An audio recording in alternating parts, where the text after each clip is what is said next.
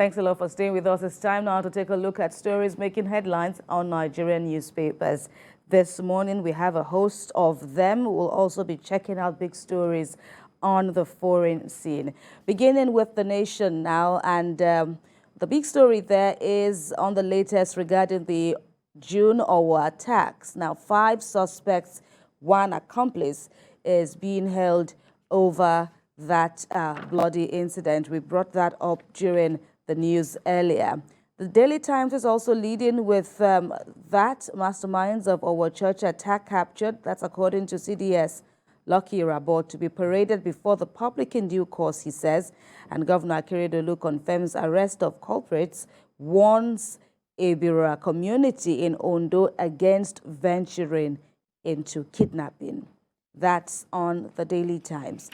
First News also reporting on the Owo Church massacre latest, calling it a breakthrough, as CDS Irabor says those behind the attack have been arrested.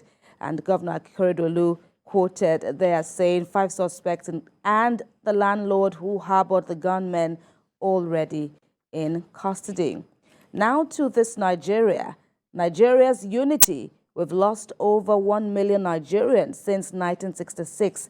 That's according to President Buhari, who was addressing some guests at the Aso Rock Villa on Tuesday. Let's check out leadership. INEC exonerates staff over PVCs dumped in streets. INEC exonerates staff over PVCs dumped in streets. That's on the leadership. And finally, at this time with me is Blueprint. We've arrested masterminds of our church attack. That's according to the Chief of Defense Staff, Lucky Irabor. Mike. All right, I have the other ones now and begin with Nigerian News Direct.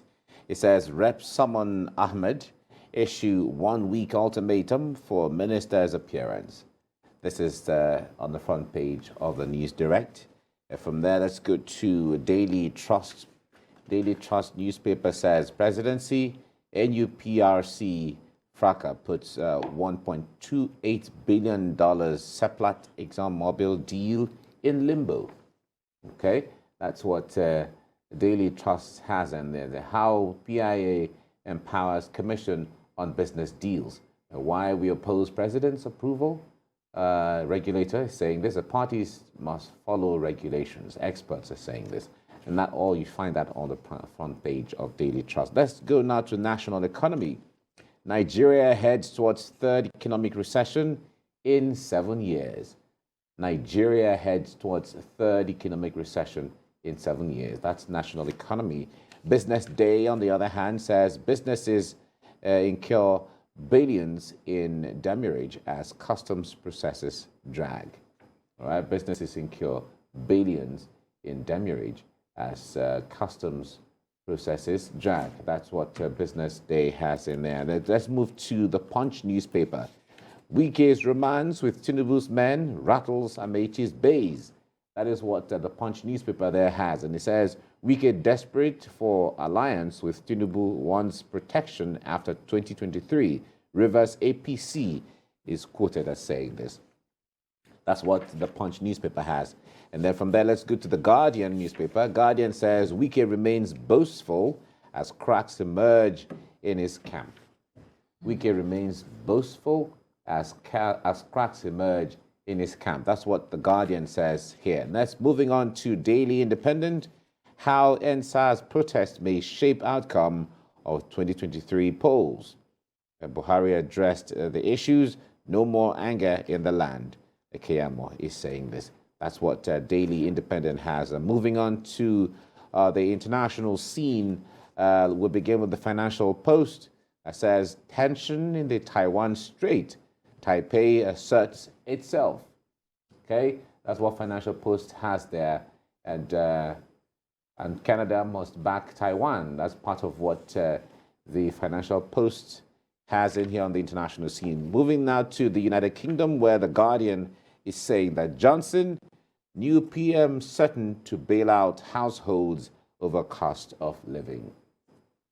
New PM, Prime Minister, certain to bail out households over cost of living. That's what The Guardian has on the front page. From there, let's go to Saudi Gazette. And it's the last one we're looking at now. Saudi Arabia demands international community to stop repeating Israeli attacks. That's what Saudi Gazette has in here. All right. All right, so much for the papers. Mike, interesting stories. Of course, there is the usual mention of politics, but just like we led in the morning with the biggest story at this time, we're looking at the arrest of the Owo church attack. The alleged masterminders or the masterminds have now been arrested. The governor of Ondo State, Rotimi Akeredolu, has confirmed this. Just like the Chief of Defense Staff, Lucky Irabor, has confirmed this. But earlier on, a few weeks ago, we also heard about an arrest made by Amotekun of some suspects who could have had a hand in the dastardly attacks. I recall then, and Uncle Sam, you also said as much that the suspects were to be transferred to the Nigeria police for further investigation. Yeah, I remember making a remark that time that it was a plus for Amotekun for them to have gone ahead of the established military infrastructure to arrest these Amotekun fellows. And I was even playing down the power and presence of our military for doing that. So now that they have announced the arrest of 5 people, including the person who hosted them, right? We need some clarity as to what happened to the arrest made by the Amotekun fellows. So we need clarity. Are they the same people? They mentioned 5 people, 5 persons, and the Amotekun people. I don't remember the numbers. The numbers were more than 5 that the Amotekun people arrested. So we need clarity on that. Were they just suspects? Were they innocent also? The other issue is that we have heard stories about arrests and arrests. We need prosecution. These people who committed these acts, if they are found to be guilty, I have said before that these people need to die. We need to kill them. We need to show that these people are not human beings. They don't belong to the order of civilization. That we need to place them where they belong, to where dead people are supposed to lay, because what they did in Owo was savage. Does not belong to the order of humanity. So these people should not be kept in jail for long. We need special judicial institution to take care of these people. We have so many of them. Some of them escaped from Kuje because they were not subjected to treatment. Why would that happen? The Attorney General needs to answer this. The presidency needs to answer this. These people are dangerous. And unless we deal with them with the ruthlessness of the law, they are going to continue. They are going to continue with their acts of savagery.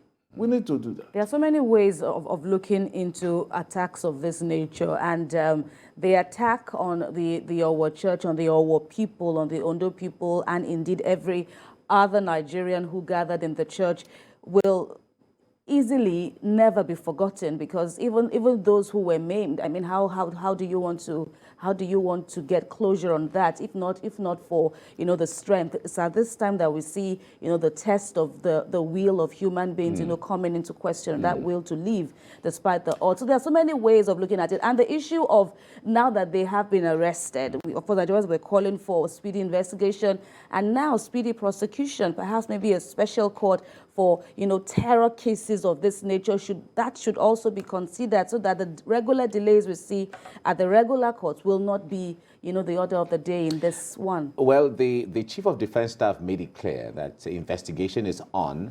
Like Sam has said earlier on, if 5 persons were arrested for conducting or carrying out an act like that, of course you would trust to know that those who are accomplices, who supported one way or the other, either by communication or by logistics or by feeding or by finance, as the case may be, will be quite the number will be quite It much should larger increase, than that. right. Fine. Right. So they'll have to use one to get another one and use this to get another Absolutely. one. So the Absolutely. investigation will certainly go on, as the Chief of Defense Staff has said.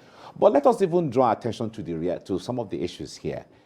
You will, if you notice the pattern of security challenges in the Southwest, you notice that Ondo State has been on the news constantly, or more regular, or more often than other states. It's a gateway.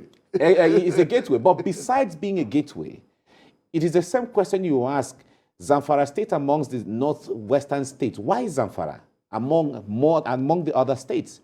You will notice that Ondo State has a large deposit of natural resources in comparative terms to other states in the Southwest. Other Southwestern states have theirs, but Ondo State has a very much concentration.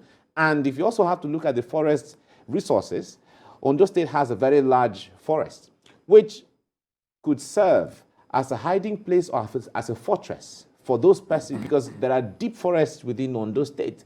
So I believe from the analysis that some experts are putting forth that Ondo State will be a good place for them to, reside and carry out their whatever the nefarious act they're carrying out, and also create a destabilization force so that they can begin to mine or extract whatever they want, the natural resources they want to extract from Ondo State, just like they're doing in Zamfara State. For mining purposes. Yeah, for mining purposes. But the point there is, I think the governor of the state understands this very well. If you see how the governor has supported Amotekun and given them everything they deserve to work with, and they've been conducting a lot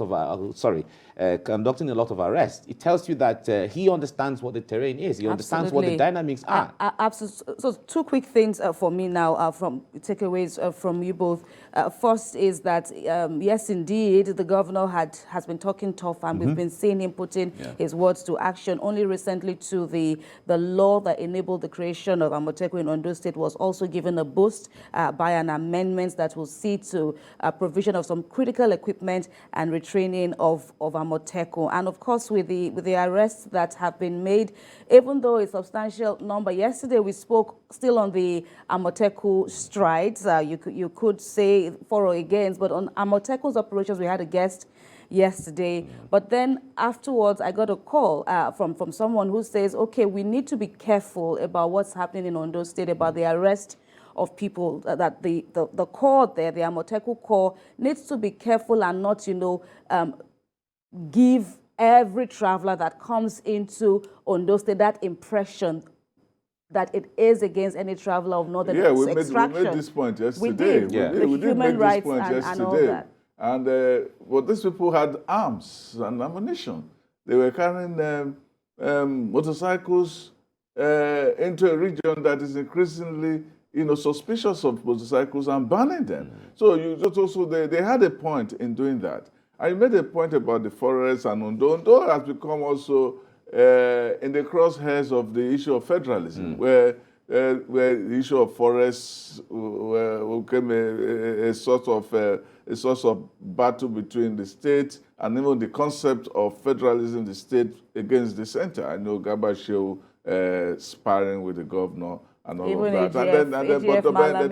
Then there were sanctuaries in the forest and nobody should go. And he said they should go there, and that kind of thing. Giving the impression that at the center they had a cavalier attitude into the security.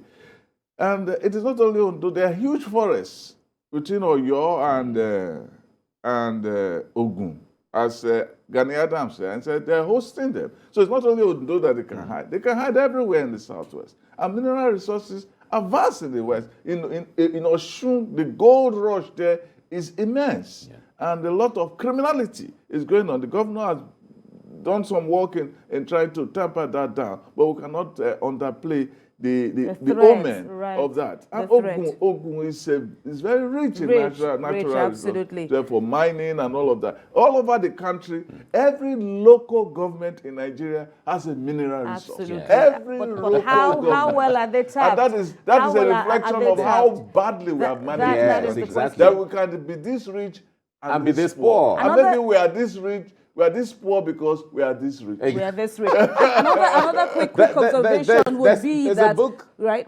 Just there's a one book. quick There's one, a book written that is about to be published by Emmanuel Ehemwa, and he titled this "God is a Nigerian." It's really interesting. You should read the book, and the concept is that it seemed God was partial, putting everything in Nigeria. Yeah, before we